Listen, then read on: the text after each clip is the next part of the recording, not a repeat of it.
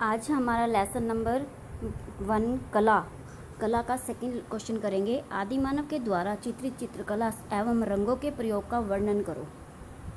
प्रागैतिहासिक काल मैंने आपको पहले भी बताया है कि वह काल जो हमारे इतिहास से पहले का था, में मनुष्य को चित्रकारी का कोई ज्ञान नहीं था, मतलब उसे चित्रकारी के बारे में कुछ भी नहीं पता था कि किस प्रकार से चित्र बनाए जाते हैं, परंतु फिर भी वह अपने विवेक से विभिन्न प्रकार के चित्र बनाता था।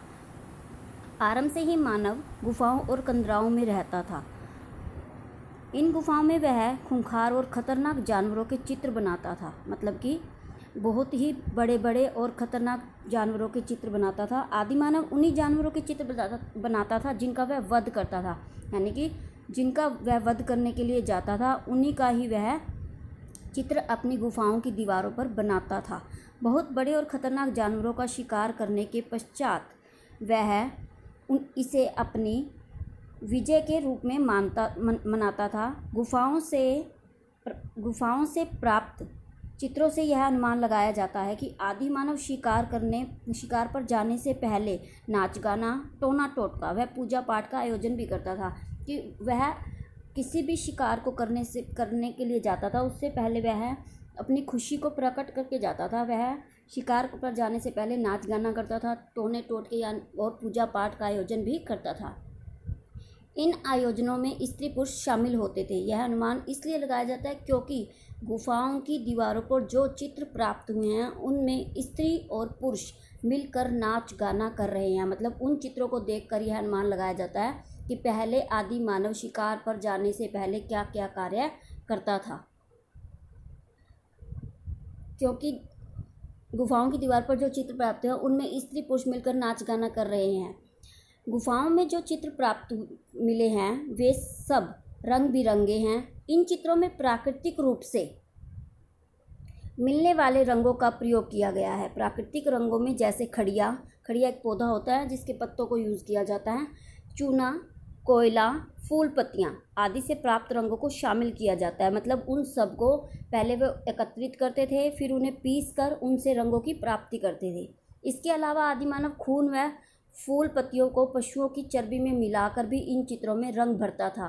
कि फूल पत्तियों को खून में मिलाकर और पशुओं के मांस को पीसकर उनका सबको एकत्रित करके रंग बनाता था और उनको चित्रों में भरता था।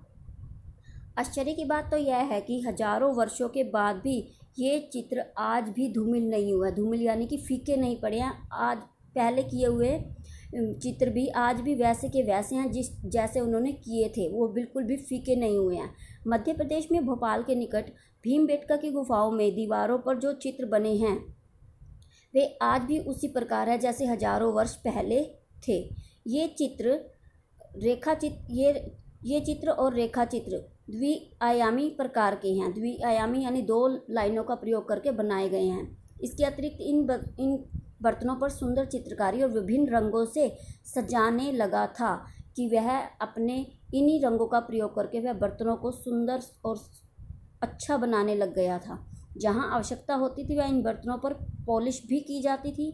इसका सबूत हड़प्पा की खुदाई से प्राप्त एक घड़ा है कि जब हड़प्पा की खुदाई की गई वहां से घड़े प्राप्त हुए जो कि चित्रकारी किए हुए थे, जिस पर सुंदर चित्रकारी की गई है। सिंधु घाटी सभ्यता के 2 केंद्र हड़प्पा और मोहनजोदड़ो हैं। ये सिंधु घाटी सभ्यता के 2 मुख्य केंद्र हैं। इन केंद्रों की खुदाई से प्राप्त मूर्ति, सील, खिलौने, आभूषण व मिट्टी से बने बर्तन, इन पर की गई चित्रकारी व कारीगरों के नमूने विभिन्न संग्रहालयों में सुरक्षित